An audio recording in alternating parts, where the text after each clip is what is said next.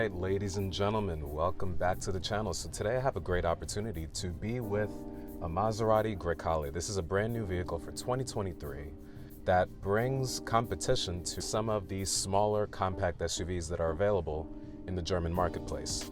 This is astoundingly beautiful. I mean, Maserati, Ferrari, all of the Italian companies make beautiful cars. So I sit in this car, I have sufficient legroom. Front seat is reclined all the way back because I was sitting in the front prior to me sitting in the back. This is confidence for anyone to know that if you have someone who's 6'5" who sits in front and someone who's like myself, 6'5" also sitting in the back, you have sufficient legroom in order to fit two tall people back to back in tandem in a car like the Maserati Grecale. I have a beautiful view of all of the dashboard instrument gauges and all the instrument clusters, and it's absolutely amazing. I'm looking at some of the details that you see like on this door sill. You have many different options, and I have this amazing view of the sunroof. So this is coming hot and strong against cars like the Porsche Macan. So I'm thoroughly impressed with what they're offering just on the first impression, but let's take a closer look at some of the details that we have throughout this car, just so we can get a better understanding of what the mission and vision of Maserati is doing in order to move forward into the next part of their trajectory towards their car and vehicular development ever since the onslaught of the MC20 coming in hot and strong with all the vehicles that they're making. This is not out of your Chrysler minivan, as was the complaint for many Maserati owners early in the day. This is its own internally developed hardware, which is really, really cool. And that button, I pressed it and it opened the door. So if I close it and I press it again, it actually unlatches and you're able to push. It doesn't have a traditional lever hand system, which is absolutely amazing. And I'll point it out from here. If you notice the door,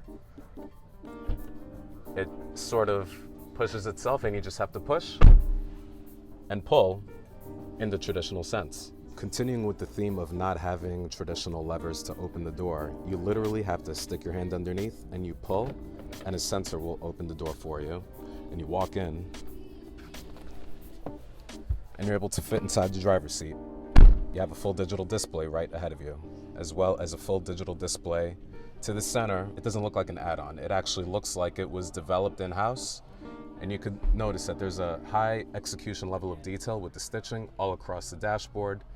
You can notice that the clock, it has like this knurled aluminum-esque finish and features. You have this knurled detail over here, a knurled detail over here. And there's a nice resistance to these turn buttons, which gives and exudes the idea of luxury all around this vehicle. And I love this intricate detail. As I'm sitting in this driver's seat, I notice that there's very good level of visibility all around. As with the back seat, we also have a USB and a USB-C connector right in the center. The back seat also has many amenities. In the lower part, you see a USB and a USB-C air conditioning, rear air conditioning vents. Back seat gets as much convenience in terms of airflow as the front seats. And there is a synchronous door open with this piano black finish. You have dual cup holders, which adjust the size depending on the size of your drink. It's really nice. And all this digital display of the volume. You have a mute button. Everything is very digitized. I'm a fan of buttons. I tend to like buttons a lot, so not seeing buttons here is a little bit off-putting, but this is the future and it's moving in a new direction. You have your park reverse neutral drive, and then you have a manual mode, which will engage these sizable paddles. I mean, these paddles are somewhat huge. I mean, in my Mercedes, the paddles are not that big. They're somewhat half the size. Being that it has a sporting heritage and it is derived from sports cars because Maserati has a rich racing history. Juan Manuel Fangio once raced for Maserati. So once you're going into these historical access points, you want to include things that encourage the racing heritage of the brand that is Maserati. All right, ladies and gentlemen, I feel like Goldilocks and the Three Bears because now I'm in the middle. Basically, I'm sitting in all three cars, and this one in the middle is the one that I feel is just right because it's got the most power. and it's the most powerful engine. It features a 3-liter V6 that you could find in an MC20, which to me is an amazing sports car that is going to revolutionize Maserati sports cars moving forward, which I'm really excited about. And this one features a lot of exposed carbon fiber. You can actually feel the weave throughout all parts of this interior. You could see everything is really turned off, but this is, to me, my favorite one because of the stitching on the seats. It gives a sportiness aspect to it that really encourages performance. Inside, the interior generally feels the same. The only thing is you have a perplexity of options which you can move in any which direction. You can do carbon fiber, you could do piano black, you could do exposed wood, you could do exposed carbon, you could do deviated stitching, you could do just the regular stitching. There's many different limitless options with all the stitching patterns that you can possibly think of. Maserati will do. It's almost like the way all the companies are trying to customize and create your one of one in many ways, shapes, or forms. And I think that's going to be the trend moving forward with all car companies, really. So it's really cool to see how Maserati is playing into that tailor-made feature for any of their clients. All right, so now I am sitting in the third vehicle, and this is the GT, the Gran Turismo. And for me, this one brings in a lot of luxurious elements which access classic Italian luxury. We have this dark brown leather interior which has beautiful stitching, weaved patterns that just all center in towards the middle of the seat. And we have these pleated designs interspersed with many different stitching elements, such as a French seam here. We have a single stitch over there. It's got all these beautiful elements all merged into one. I am a fan of this interior because it features wood elements, which I am a fan of wood, but this is like a very special exposed wood that also continues with the theme on the outer skin, the exterior of the vehicle. Having that matted finish and that universality across the entire car, I think brings in an element of continuity across the entire vehicle, which I'm a huge fan of. So let's get down to the numbers. The GT, the car that I'm sitting in, is the base model, and for a base model, this absolutely looks amazing. And it comes with the same engine that you would find in a Modena. And the GT, because this is the base model, and it doesn't feature any of the extras and the elements and all the other extra bits that you would have.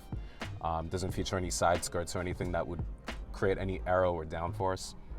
It starts at $63,500. And I think that's a really good value. That's right on pace with the Macan. The Modena is a little bit more expensive. You're gonna add about $9,000 to that total price. So the starting price for that one is about $72,900. And with that, you get more options in terms of your leather options, you get more features, you get different brake caliper options and colors and things of that nature.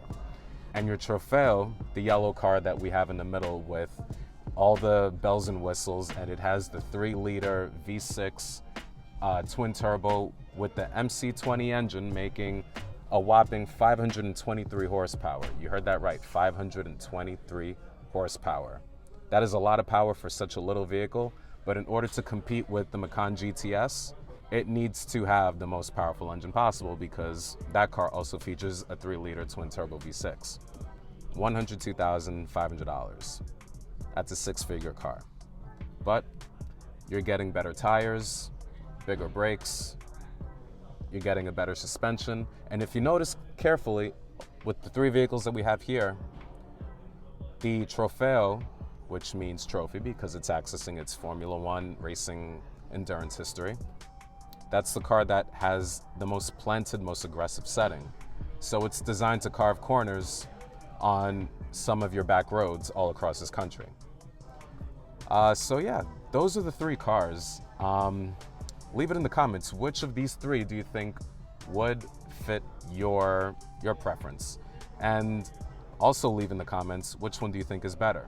As a Porscheophile myself and someone who's driven the Macan in previous iterations, I drove the first generation Macan because when I owned a 6-speed manual Cayenne, I used to take my car in for service at the Porsche Center. They would give me the keys to a Macan And for me, I thought that was an amazing vehicle. I thought it was a revelation on what Porsche could do. And I also got to drive the Macan on Lime Rock. So I have a lot of experience with their top models and seeing what they can do. So being a Porsche fan, I'm curious to see what this drives like when I have the opportunity to do so. So leave it in the comments what you think. Is it gonna be Team Macan or are you Team Grecale? So I'm interested to see what you guys think. So we're gonna do a little bit more looking around at these cars, and you can leave it in the comments below. And I'll talk to you soon. Take care.